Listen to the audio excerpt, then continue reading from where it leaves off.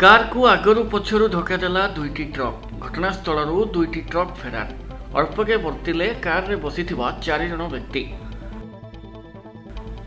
घसीपुरा थाना बेलवाहाली जिबा रास्तार दोछकी महिमा होटेल सामना 20 नंबर जातीय राजपथ उपरे मनमंतुद सड़क दुर्घटना घटी, जहा फल जोड़ारू भुवनेश्वर जाउथिबा कार OD33AC 2457 गाड़ीटी पछपटू गोटे ट्रक को धक्का देथिले।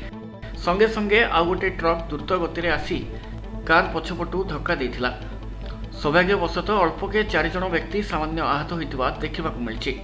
कार गाड़ीटी संपूर्ण भाव नष्ट होइतिबा देखिबाकू मिलछि, किंतु दुईटी जाक ट्रक दुर्घटना घटाई घटनास्थल फेरार होइतिबा देखिबाकू मिलछि। संगे संगे स्थानीय लोक माने दुर्घटनास्थल में पहुंची 4 जन को कार गाड़ी उद्धार करी पुलिस एवं आंबुलांस को खबर देथिले। पुलिस घटनास्थल में पहुंची तदंत आरंभ करथिबा बेले आंबुलांस आसी आहत व्यक्ति को मेडिकल नैथिबा जଣା पड़िछि।